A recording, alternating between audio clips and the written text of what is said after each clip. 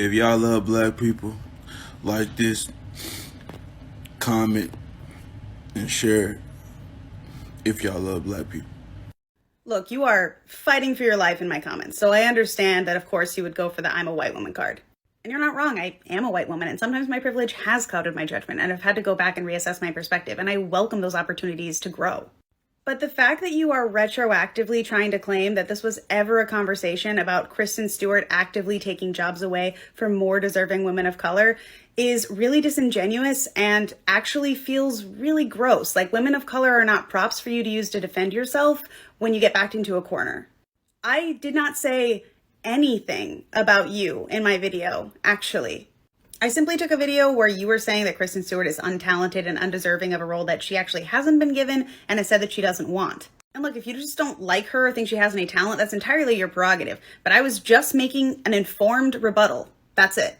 Because she has received a lot of critical praise and prestigious awards. And I didn't say a single thing about you, but people did bring up your history of making this kind of content in my comments. And again, I'm not that familiar with your content, but I do engage with a lot of content that talks about representation for marginalized people in film and television and media, and I have never seen you discuss the lack of representation for women of color. You definitely didn't in any of the videos where you discussed Kristen Stewart. And people who follow me know that it is so important to me to use my platform to advocate for better representation for everyone, but especially the most marginalized among us, which is exactly women of color. If you had started a conversation like that in earnest, I would have absolutely listened to what you had to say. Because there is absolutely a conversation to be had about mediocre white people being given opportunities that people of color are not. But you know that's not what you were talking about. Everyone knows that's not what you were talking about. I wasn't coming for you, bro. I literally didn't say a single fucking thing about you. But a lot of my content is about addressing implicit, sometimes unconscious biases that affect the way our media is made and the way that it's received. And yes, I do think that the way our society treats women like Kristen Stewart is reflective of those biases. You seem to want to blame me for this entire situation that you're catching heat for right now. Again, I specifically didn't say anything about you in my video because I've been the victim of aggressive stitches before, and I don't think you should have to insult someone to make your point. But I also respect it when people have stitches turned off because I know how toxic this app can be. You didn't. In fact, you had this video pinned. I wasn't trying to start shit with you. I wasn't trying to make it personal. I just think if people can go on the internet and loudly talk about how terrible they think an actress is, someone else has the right to say, I think you're wrong.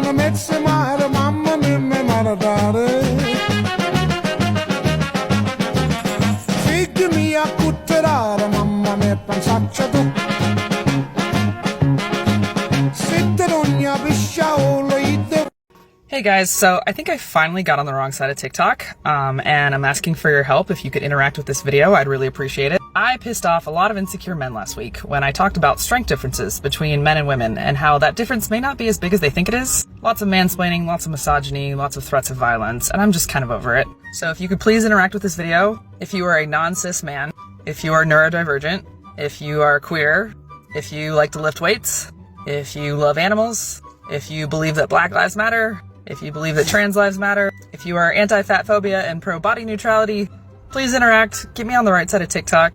I would like to go live and make content without being harassed 24/7. That'd be great. Thanks, you guys are awesome.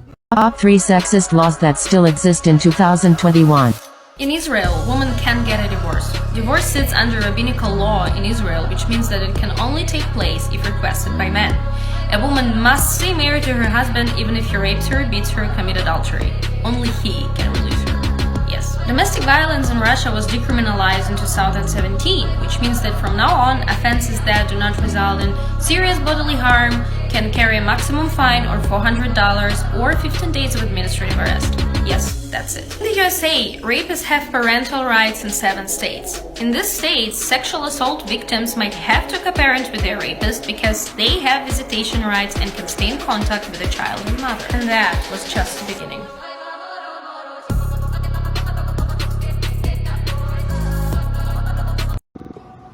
Damn, you fine as hell. Hey, yo, think I can get your... Are you serious, my brother? to tell you why you shouldn't ask her for consent. Bro, how are videos like this even allowed on this app? Men who follow your advice will be going to jail. I don't think modern day feminists want equality between men and women. I think they want to be men. Not all modern day feminists. Remember to follow your own advice. It's not all men. It's not all modern day feminists. But number two, girl, what? Who are you talking about modern day feminism when you clearly don't know what it is? The feminism you are taking issue with is white feminism. Because being able to grow out your armpit hair is a sign of privilege. For women of color, especially for black women, who have been the target of hypermasculization, not shaving armpit hair has not been an option. So the fact that you have this understanding of modern day feminism as a reduction to women insisting that we be able to grow out armpit hair is embarrassing, because us being able to grow out our armpit hair and not be judged and not be shamed isn't the end goal of modern day feminism. Lastly, we do not want to be equal to men.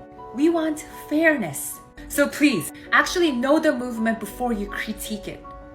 Welcome to toxic fitness myths that aren't true and don't serve you. Gendered workouts. Fit has a look. It's supposed to hurt. Expensive equals better. Modifications are for the weak.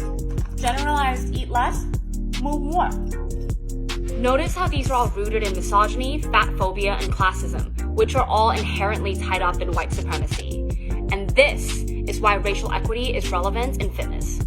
If you've been on my profile, you've probably seen that my bio says intersectional feminist, and since it's International Women's Day, here's what that means. The term intersectional feminism was coined in 1989 by American lawyer, civil rights advocate, and philosopher Kimberly Crenshaw.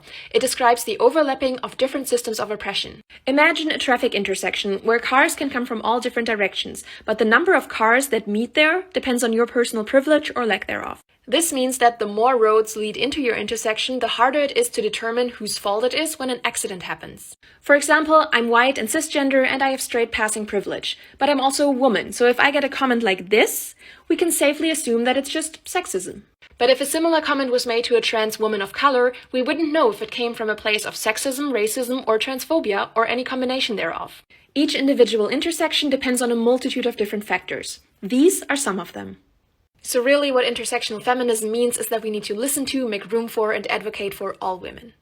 TERFs will often accuse trans people of perpetuating gender stereotypes, and I find that very peculiar because doesn't everyone, cis or trans, perpetuate gender stereotypes? Like, as a woman who dresses relatively femininely and wears makeup, am I not perpetuating gender stereotypes? Or at least not rebelling against them? TERFs will act like trans people are single-handedly enforcing the gender binary, which is ridiculous since trans people make up a disenfranchised and oppressed minority group. They don't hold the systemic power that could meaningfully enforce gender in any way. But still, TERFs form their whole politic around the idea that trans people are uniquely enforcing gender essentialism. And they'll even say this about random individual trans people, especially trans women. For example, if a trans woman posts a video of herself on TikTok where she's presenting femininely, TERFs will lose their minds. They'll flood her comments with things like, "So this is what you think it means to be a woman? You think womanhood equals femininity? You're enforcing gender stereotypes by dressing that way." When the trans woman in the video literally hasn't said anything about gender or womanhood or what it means to be a woman. She's literally just existing. But even if a trans woman were to say something like, "I dressed femininely today, I feel like a woman," TERFs will act like this is an atrocious crime. A crime that only trans women commit. For every trans woman that says, "I feel like a woman" in a gender essentialist way, there are at least 100 cis women that are saying the exact same thing.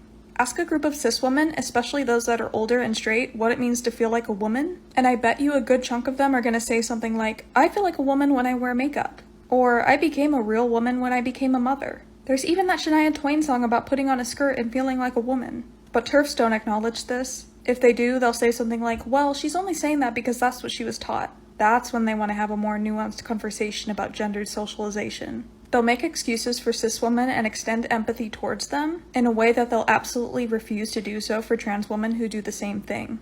So many cis women hold gender essentialist views in one way or another. TERFs act like the relatively small amount of trans women who also do are some unique and threatening problem. Mr. Vice President, I'm speaking.